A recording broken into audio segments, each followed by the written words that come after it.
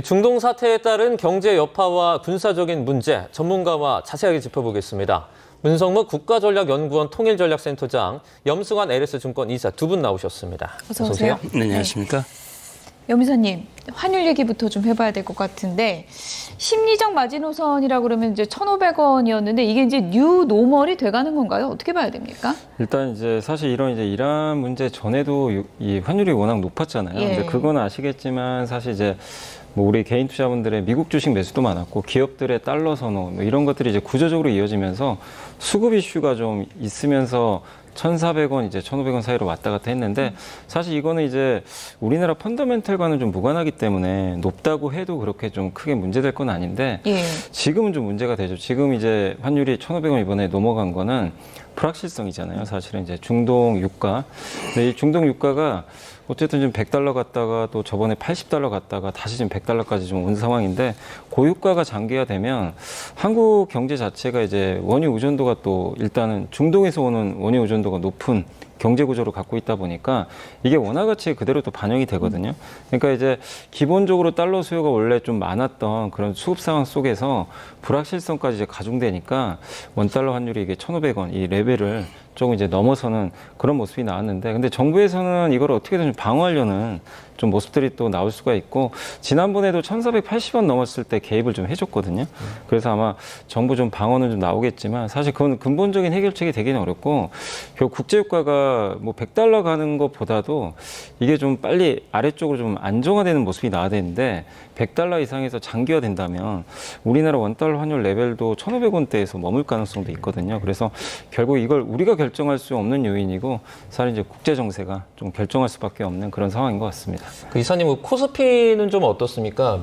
계속해서 이번 사태 발생한 다음에 코스피가 뭐 전체적으로 가장 많이 아시아에서 떨어졌다는 얘기 나오고 있는데 그럼에도 코스피 자체가 좀 많이 출렁이고 있는 것 같아요. 예, 네, 물론 이제 그 변동성은 조금씩은 줄곤 있어요. 오늘도 이제 주변 여건이 좋은 건 아니지만 코스피가 상승은 하고 있거든요. 이제 그렇지만 지난 이제 한 2주 전이었죠. 2주 전에 코스피 주가가 하루 만에 마이너스 12% 빠진 정도 있을 정도로 좀 변동성이 상당히 좀 커졌습니다. 그 이유는 일단 가장 큰 거는 사실 국내 증시가 올해 1, 2월에 전 세계 어느 나라보다 굉장히 많이 올랐거든요. 주가 지수가 거의 50% 두 달 만에 급등을 하다 보니까 이 과열에 대한 부담이 컸는데 일단 일본 같은 경우도 주가가 좋았지만 일본은 두 달 동안 10% 올랐고 미국은 사실 좀 마이너스를 기록하고 있었거든요. 그러니까 한국이 워낙 좋았던 거죠. 그런 상황에서 이란에 대한 불확실성 또 한국 경제가 어쨌든 이제 대외 변수에 굉장히 좀 취약한 구조를 좀 가지고 있다 보니까 외국인들이 또 이런 부분을 이용해서 공격적으로 좀 매도를 해버렸죠. 그래서 한국 증시가 원래 예전부터 변동성이 좀 컸지만 대외 변수에 워낙 또 올해 많이 올랐다는 그런 이제 부담까지 겹치다 보니까 변동성이 이제 지난번보다 훨씬 더 크게 나온 거 아닌가 이렇게 생각을 하고 있습니다. 벌써 유가 많이 뛰었다 그러면 오늘 아침에 확 떨어지겠다. 많은 분들이 이제 또 걱정을 하기도 하는데 전쟁 민감도라고 그럴까요? 그게 뭐 전쟁이 좀 길어질수록 영향을 좀 덜 받는 구조로 갈 거다 이렇게 보는 분들도 있더라고요. 근데 일단은 이제 결국 유가가 어느 시점에서 이렇게 좀 이렇게 안정화되느냐가 문제인 것 같고 지금 그래도 시장에서는 이렇게 우리나라 증시가 그래도 5천 이상에서 좀 견디는 이유는 이 트럼프 대통령도 예전에 언급을 했죠. 4주 안에는 전쟁이 좀 끝날 거다 했기 때문에 아직도 시장은 물론 일주일 정도 지금 남아있죠.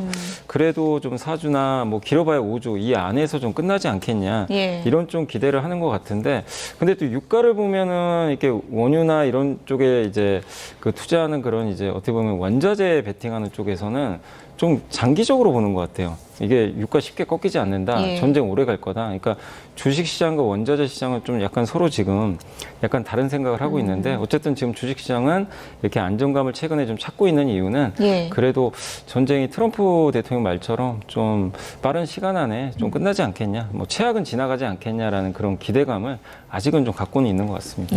자, 이번 중동 사태의 중심이죠. 호르무즈 해협 얘기를 조금 해보도록 하겠습니다. 여기 뭐 하르그 섬이라고 이제 있는데요. 자, 미국이 이란의 그 하르그 섬까지 공격을 하면서 이제 중동 전쟁이 악화 일로로 치닫고 있는 상황입니다.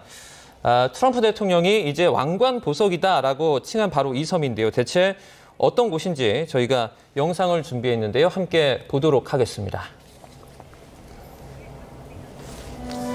네, 폭격이 쏟아지고 있는 이곳 페르시아만 한가운데 있는 작은 산호섬 하르그섬입니다.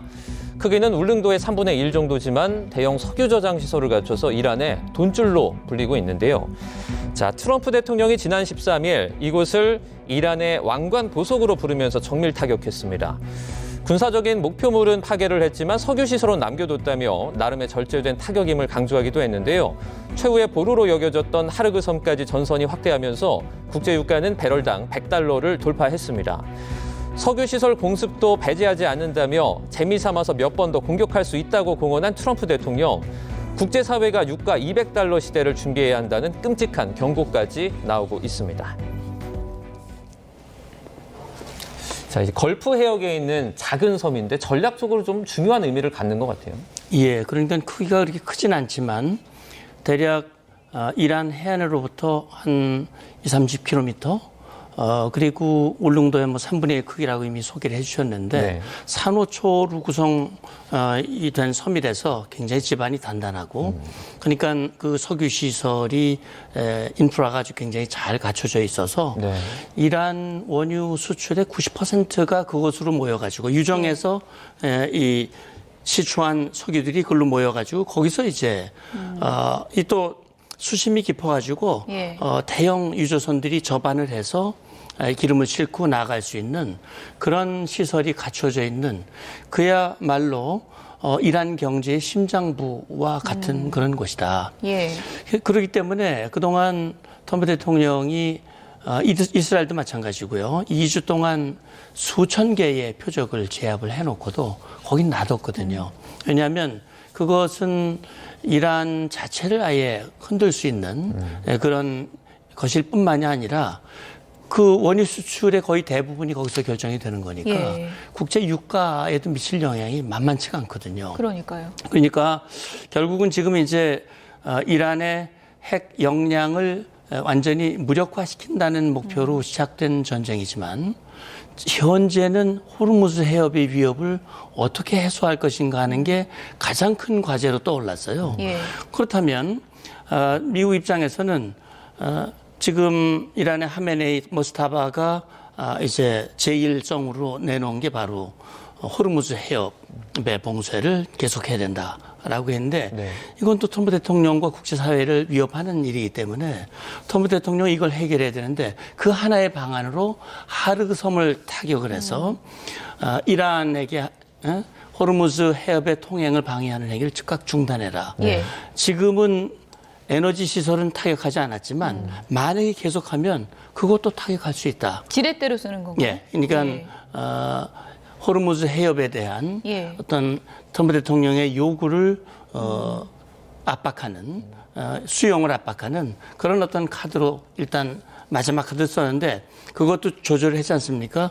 군사시설 목표 90개만 기뢰 저장 창고라든지 주요 미사일 기지만 타격을 하고 에너지 인프라는 그대로 놔줬는데 만약에 이란이 트럼프의 요구를 계속 거부할 경우 에너지 시설도 타격할 수 있다라는 그 열린 메시지도 내놓은 셈이죠. 예. 그러니까 하르그섬 심장부는 그래도 지금 공격하지 않은 그런 상황이라고 말씀해 주신 건데. 네, 그렇습니다. 근데 궁금한 게 트럼프 미국 대통령 제일 민감한 게 유가잖아요. 그렇습니다. 이렇게 공격하면 유가도 엄청 뜰 텐데 그래도 괜찮은 거예요?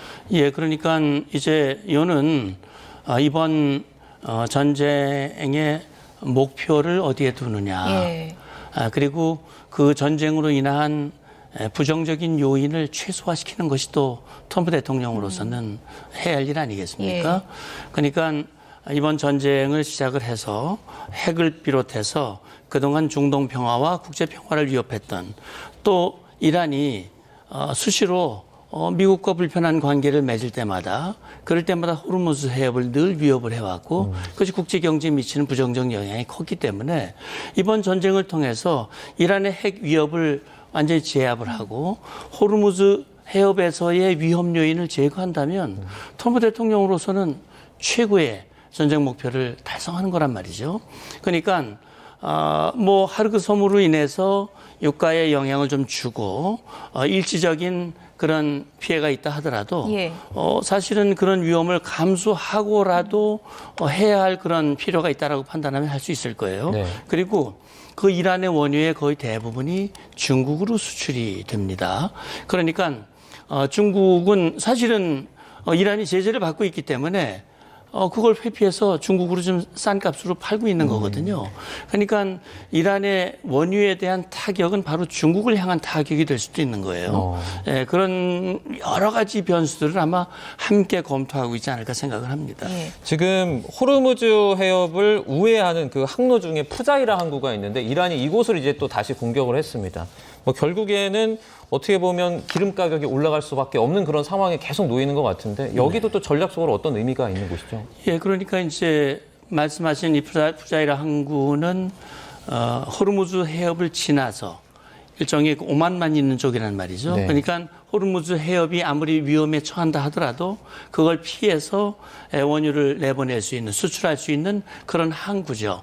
그러니까 아랍에미리트가 유정해서 그쪽으로 파이프라인을 연결해서 뭐 하루에 한 180, 200만 배럴 정도를 보내니까 호르무즈 해협을 통과하는 거에 비하면 뭐 아주 소량에 불과하지만 그러나 아주 긴급하게 원유를 내보낼 수 있는 그런 곳이라고 하는 점을 이란이 모르는 바가 아니죠. 네. 그렇기 때문에 이란은 미국의 이스라엘의 공격에 대해서 미국과 연관된 시설을 타격을 그동안 해왔는데 예. 그중에 가장 많이 타격받은 곳이 아랍에미레이트고 예. 푸자이라 항구도 그중에 일환이라고 보면 됩니다. 일단 뭐 전 세계인이 주목할 수밖에 없는 게 유가고 유가가 이제 계속 뛰다 보니까 지금 많은 분들이 비행기표 사려면 빨리 사야 된다 이런 얘기가 나오고 있거든요. 비행기표 값이 이제 올라가는 건가요?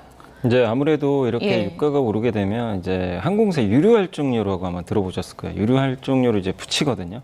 그래서 이제 육값에 대한 어떤 부분을 좀 이제 보존하기 위해서 예. 비용을 올리게 되는데 그렇게 되면 이제 아무래도 항공료 올라갈 수밖에 없거든요. 그래서 그 부분들은 이제 아무래도 여행 수요에 좀 영향을 줄 수밖에 없고 또 거기다 환율이 올라가잖아요. 환율이 올라가면 아무래도 이제 해외에서 좀 여행하는데 비용이 증가할 수밖에 없어요. 이제 이런 부분들도 당연히 좀 좋지 않게 좀 작용할 수밖에 없는 것 같습니다. 사실 이게 꼭 이런 뭐 할증료뿐만이 아니라 사실 이런 이제 유가 올라가면 간접적으로 모든 비용들이 다 올라가거든요. 뭐 금리도 오르게 되고 또 거기다 건설회사들도 자재비가 올라가게 됩니다. 왜냐하면 예. 이제 뭐 크레인이라든가 이런 뭐 것들을 운행할 때 대부분 경유를 이용하는데 최근에 또 경유값이 더 올라갔잖아요. 그래서 각종 비용이 올라갈 수 있다는 게 이제 우리 경제에는 조금 이제 부담이 될 수밖에 없는 그런 상황인 것 같습니다. 지금 에틸렌 부족 문제도 상당히 심각해서 기업들이 정부에 SOS를 치고 있다고 하는데 이게 사실 안 들어가는 산업이 없다고요? 네, 맞습니다. 사실 이제 에틸렌은 모든 이제 어떻게 보면 이제 산업의 이 기초 소재라고 보시면 되겠는데 사실 이제 우리가 이제 매일 보는 그 플라스틱 있잖아요. 플라스틱 사실 에틸렌으로 다 만들게 되거든요. 그리고 뭐 가전제품도 마찬가지고 뭐 과자 봉지라든가 여러분들이 이제 매일매일 보게 되는 그런 이제 어떤 제품들에 대부분 좀 들어가 있는데 과자 봉지도 그걸로. 예, 하는 맞습니다. 거예요. 예. 그러다 보니까 이제 어떻게 보면 필수 소재 중에 하나죠. 예. 근데 이제 여기서 지금 우리가 이 에틸렌을 만들 때는 원료가 나프타라고 하거든요. 이 나프타를 수입을 해야 되는데 이 절반 정도가 중동에서 대부분 수입이 됩니다. 근데 이제 중동에 호르무즈 해협이 좀 봉쇄가 되다 보니까 아무래도 공급이 차질을 빚게 되고 그러면 이제 원재료 비용이 오르겠죠. 원재료 비용이 오르면 사실 이제 또 석유화학 회사들은 그걸 또 가격을 전가시켜야 되는데 예. 그것도 쉽지는 않고요, 사실. 거기다가 또 생산도 해야 되는데 생산량을 늘릴 수도 없게 되겠죠. 그리고 그 최종적인 어떤 과자 봉지라든가 이런 가격까지 연쇄적으로 다 올려버릴 수가 있어요. 그래서 물가에도 영향을 좀 줄 수 있어서 이게 사실 에틸렌의 뭐 공급 차질이 어떻게 보면 이제 우리의 어떤 소비까지도 줄여버릴 수가 있기 때문에 예. 상당히 좀 이제 이 부분은 좀 문제가 될 수 있는 경제가 부분이 있습니다. 삼중고구. 그렇게 되면은 이제 전쟁 언제 끝나나 이 생각밖에 할 수밖에 없는데 지금 흐름을 보면 단기간에 끝나긴 참 어려워 보이고 미국 같은 경우 지금 뭐 주변국에 호위함 보내라 이런 요청까지 한 상황이잖아요. 네. 트럼프 미국 대통령이 생각하는 다음 수는 뭐 어떤 걸까요? 뭐 그건 트럼프 대통령한테 물어봐야 될 것 같은데 그러니까요. 근데 트럼프 예. 대통령 자신도 말이 조금씩 바뀌니까요. 뭐 오래 할 수 있다라고 얘기했다가 곧 끝난다고 얘기했다가 또 뭐 4 내지 6주다 뭐 이런 얘기들이 조금 겹치니까 예. 이게 이제 언제 끝날지 모르는데 최근에 트럼프 대통령 한 얘기 중에는 자기가 뼛속까지 이제는 끝내도 되겠다라고 판단되면 끝내겠다. 좀 모호한 말이네요. 예, 굉장히 그 추상적이고 모호한 말이기 때문에 제가 아까 말씀드렸듯이 결국은 핵 물질을 반출하는 건 여러 가지 위험이 많아요. 그렇기 때문에 그 반출 자체가 어려울 수도 있고 그 작전을 위해서 지상군 투입도 어려운 것이고 결국 남은 과제는 호르무즈 해협에 대한 그 통제 위협에 이걸 제건데 그래서 이제 호위함 연합함대 구성을 지금 제안을 한 것이고 예. 근데 이제 그 과정에서 결국은 중요한 것은 이란이 어느 정도 저항할 수 있는가, 그 저항의 수위가 어떤가, 기간이 어떤가 이런 것이 이제 영향을 줄 수 있을 텐데 지금 많이 약화돼 있기 때문에 아마 좀 시간은 생각보다 빨리 끝날 수도 있다라는 생각도 합니다. 네, 알겠습니다. 오늘 여기까지 듣도록 하겠습니다. 문성무 국가전략연구원 통일전략센터장, 염승환 LS증권 이사와 함께했습니다. 고맙습니다. 고맙습니다. 감사합니다.